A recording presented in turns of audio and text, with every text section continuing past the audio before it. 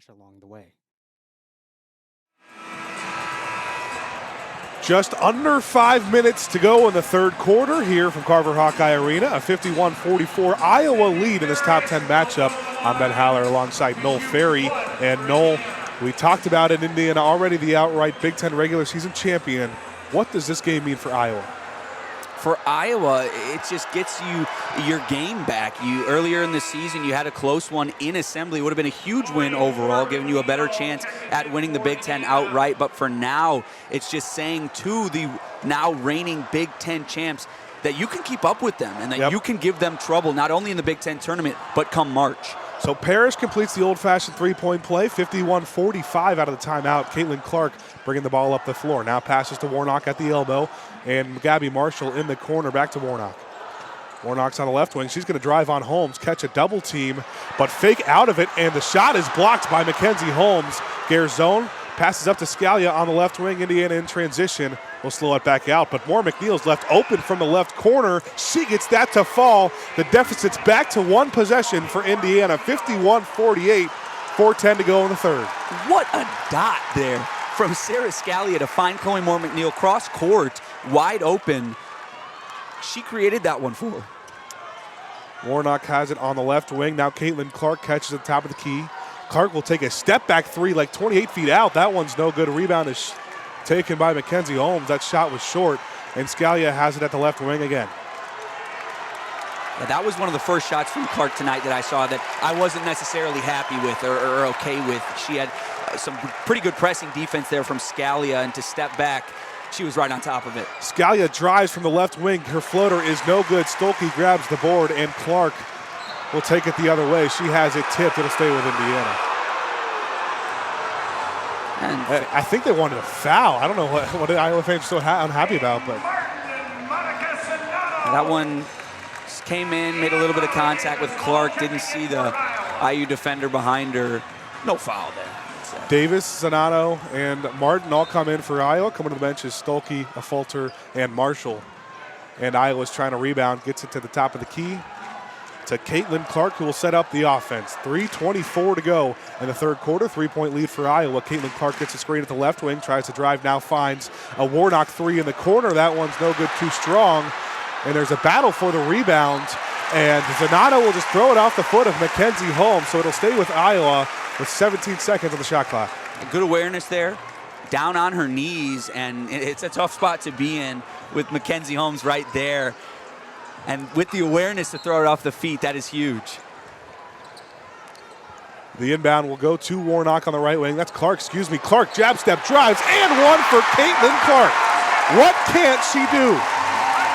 Jab step right into the drive there. A little bit of contact on the hand. Too easy. She's just so quick, not only at getting her shots off, but getting to the paint too. She's not just a three-point shooter. And she has another chance at a three-point play, and she gets the free throw to fall. Leads back up to 6, 54-48 with 3 minutes to go in the third quarter. Grace Berger bringing the ball up the floor for Indiana once again. Direct traffic, gets the screen, will take a pull-up jumper from the right elbow. That one doesn't even hit rim off the backboard. Caitlin Clark grabs the rebound and will go the other way. She drives, kicks to the corner for Kate Martin, and Martin knocks it down. Kate Martin, third three of the game. Hawkeyes lead by 9, 57-48, 2:40 to go. Inside it's Holmes. Holmes back out to Moore McNeil, who matches Chloe Moore McNeil. Her second three of the quarter, 57-51. Now 2:30 to go. Caitlin Clark will set up the offense and finally slow things down from the top of the key over to Warnock at the left wing. Now it's inside to Zanato, who gets fouled going up by Moore McNeil. That's all Chloe Moore McNeil could do, and Zanato will head to the line. Yeah, I don't hate that foul there from Moore McNeil. You give yourself a chance at getting the ball back. Just came the slightest bit too late on there to actually go for the steal. And she's going to come out now for Parrish.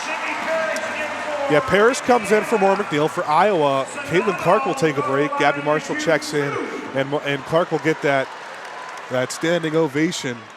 She has played so well tonight. Has 25 points already as Zanato gets the first free throw to fall. to get that lead back up to 7.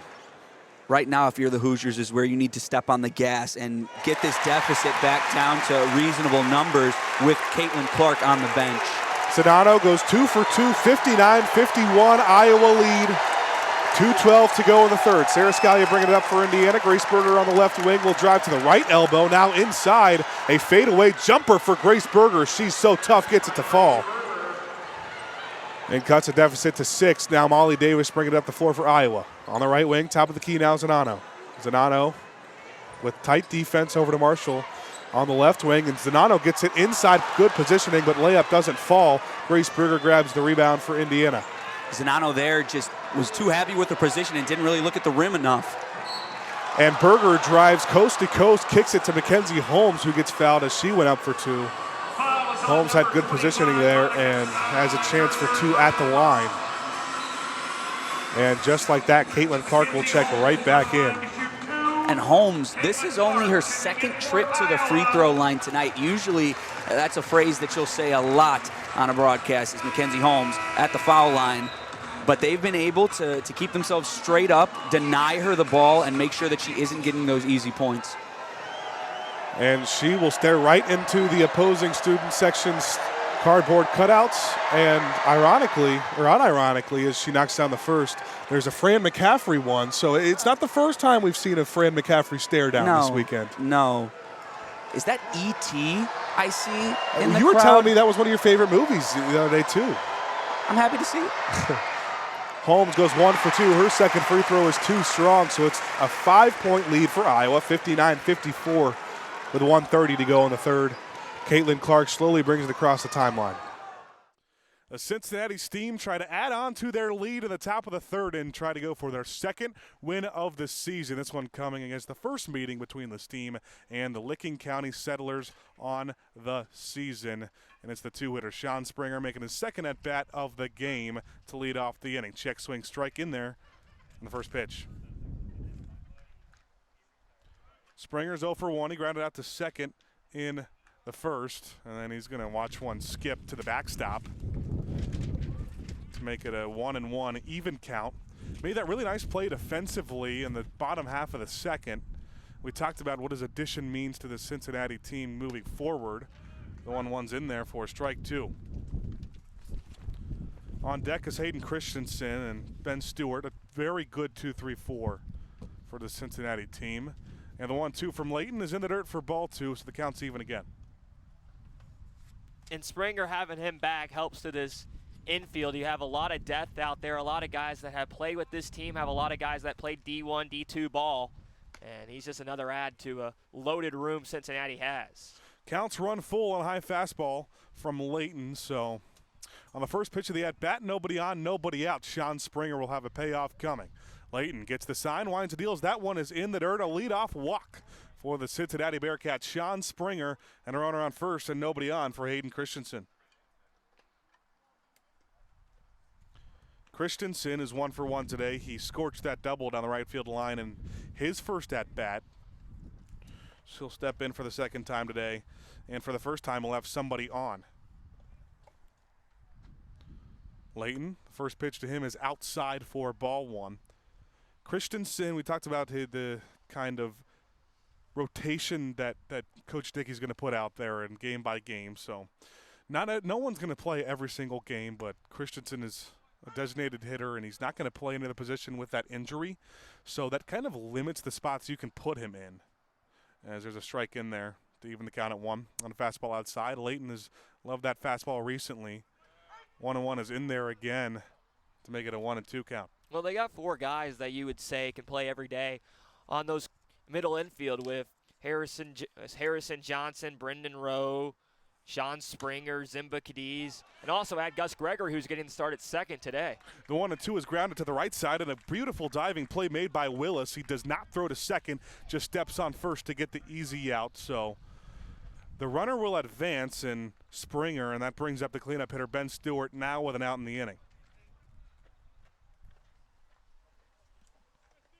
Stewart struck out his first time up, had a beautiful first game of the season where he hit that 2-run home run to put Cincinnati on top of Richmond. They would not be able to hold that lead, and there's a breaking ball in there for strike 1 to him.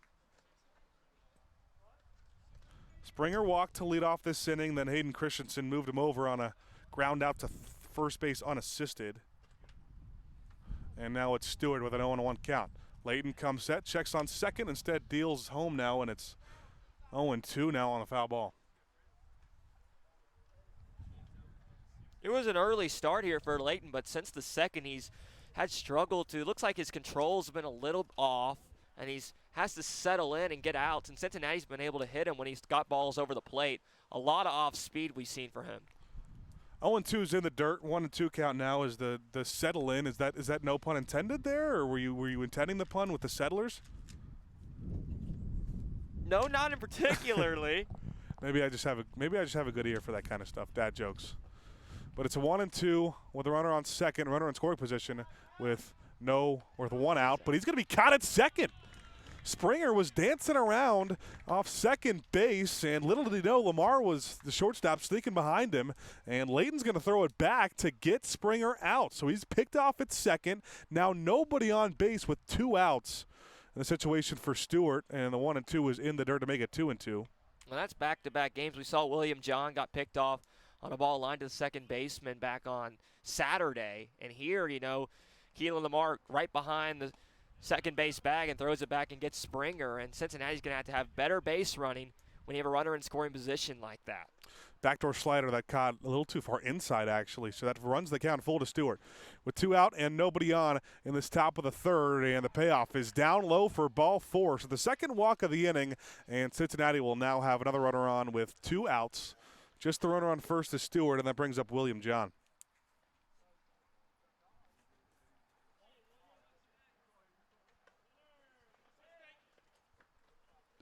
John led off that second with a hard line out. The first pitch to him is down low from Layton. Layton's pitch count already up to 48 through just 2 2/3 innings of work. You wonder what the kind of leash they're going to have on him moving forward. Coach Schaefer's going to have, and the 0-1 is fouled off, hit the bat twice of William John. John got that start on the mound on Thursday against Xenia, where he threw 5 scoreless innings, and he was named an honorable mention Great Lakes Summer Collegiate League Pitcher of the Week. So he was on that list, and he was a nominee, but Tyler Stack was nominated for Player of the Week and won it. The 1-1's in there on a breaking ball for strike 2. That's a really nice breaking ball. Off speed on the inside half on William John, and couldn't get his bat around. Couldn't ask for a better pitch at 1-1 from Layton. Stewart on first, 2 outs in the inning, 2-0 lead for Cincinnati. A big swing and a miss on a 1-2 and a high fastball. Layton walks a couple, but gets out of the inning unscathed through 2.5. The Cincinnati Steam on top of the Licking County Settlers. You're listening to the Cincinnati Steam Broadcast Network.